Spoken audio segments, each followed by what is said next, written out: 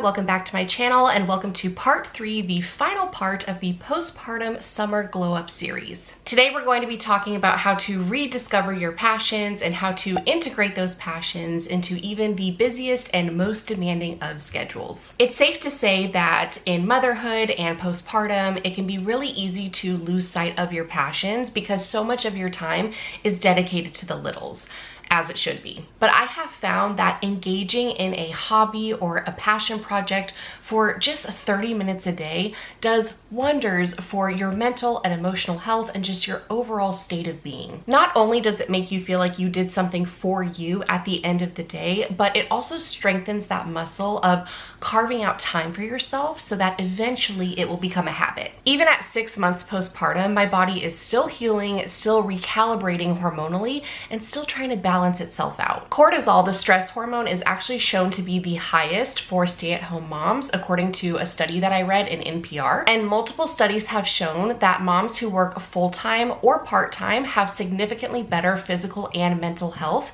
than those moms who stay at home to care for their kids. And what helps lower cortisol? Switching your focus from stress to pleasure, aka hobbies and passions. But before we get into all that, I want to thank the sponsor of today's video, which is Ultrahuman. So this is the Ultrahuman Ring Air 2. I've been wearing it for 2.5 months now, and I am honestly blown away at all of the features and the insights that I have received about my health. Speaking of cortisol, another feature that I find really fascinating with this ring is the stress rhythm score. It tells me what percentage of the day I spent feeling stressed, feeling stimulated, and feeling relaxed. It's a great way to bring awareness to how I'm spending my time and what I need to do more of, what I need to do less of to keep my stress levels low. Along with the stress rhythm score, you get advanced sleep tracking, circadian alignment, as well as menstrual cycle tracking, and a ton other features. Ultrahuman was kind enough to give me a discount code, which is Kristen Martin 10 for 10% off your order. I'll make sure to leave the link and the code in the description box below. Thank you again to Ultrahuman for sponsoring today's video. Let's go ahead and get into part 3 of this postpartum summer glow up routine.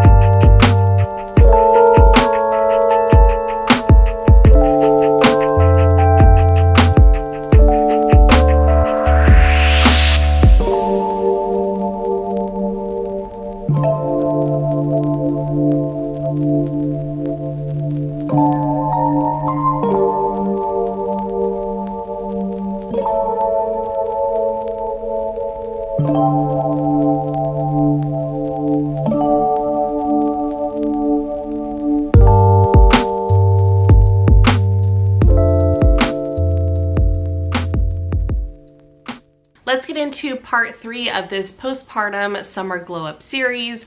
Rediscovering your passions is a topic that I am very passionate about because I think that as we get older, society and the world and our parents and just all of the influences around us tell us who we should be, what we should be doing, what we should believe, what we should think, and we get further and further away from our true selves at a soul level. And if you think about it, when you're disconnected from yourself, how can you truly be living in alignment? How can you be doing things that bring you joy?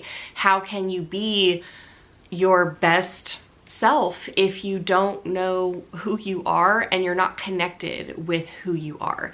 And I think a lot of that stems from inner child wounds and shadows in that area. And so getting back to your inner child and the things that you used to do as a kid and doing them without shame, exploring them, is the first step to rediscovering your passions and reconnecting with yourself. My late 20s, early 30s were very much dedicated to this, and it really started in 2014 when I took writing back up. And I look at my journey now and I've published over 10 books in that time period. I don't work a corporate job anymore, and so writing books and creating has become my full-time thing. And also being a mom. You might be thinking, I'm stretched so thin, I have no idea where I would even find the time to be able to explore some different passions and reconnect with my inner child and all this stuff this lady on YouTube told me to do. But it's so important because think about the repercussions of never reconnecting with yourself or figuring out what brings you joy. I always like to flash forward to the future when I'm however many years old, and yeah, this might be kind of morbid, but you know, on my deathbed and I'm looking back at my life, is it something that I will be proud of? Will I say that I lived my best and fullest and happiest, most joyful, most connected, most loving life? And if the answer is no, then changes need to be made. So I think everyone's list is going to look a little bit different. You may have one thing that you know brings you joy, or no things, or 10 things that bring you joy. So we're all gonna be at a different jumping off point here. But the important thing is that you maybe just sit down for 5-10 minutes with a journal, piece of paper, a post-it note, whatever's in front of you, your phone, the notes app in your phone, and just write down memories that you have as a child that were good. Maybe it was baking with a parent or grandparent. Maybe it was digging in the dirt and gardening. Maybe it was being around animals. Maybe it was just anything with your hands, just being able to paint or work with clay, or I don't know, maybe it was writing. Maybe you always had journals and diaries and notebooks. Maybe it is sewing. Maybe you just really enjoyed being outdoors. Maybe you loved taking pictures. Maybe you loved doing stuff with the camera.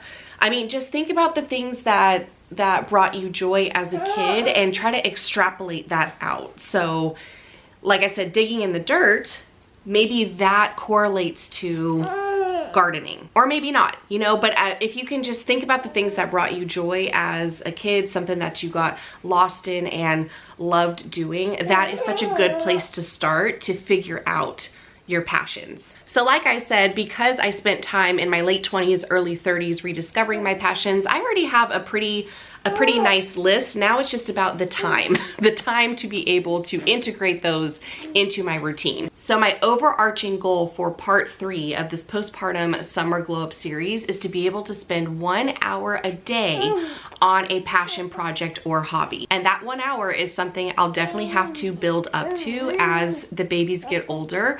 But again, it's strengthening that muscle and carving out time for myself and building that habit so that it does become a part of my routine and it does become habitual. I've recently gotten into watercolor painting after coming across a TikTok, and I think her name is Emily Lex, and I think she owns Emily Lex Studios. And she has these watercolor booklets that you can purchase that come with the little watercolor paints and instructions on how to do it, and a nice sketch inside the book for you to do it. It's so simple, it's so easy. Writing, of course, is already integrated into my routine, so we are good on that one. I'm trying to get back into cooking and baking more because I do love to bake.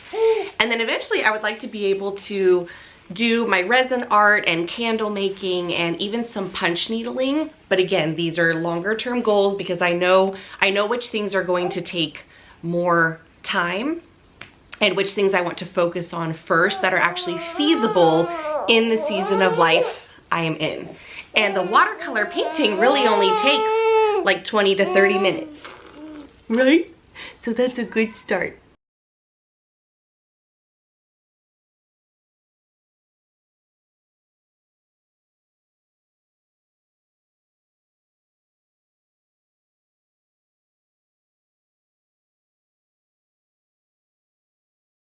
All right, friends, so that concludes part 3, the final part of the postpartum summer glow up series. I hope that you enjoyed it.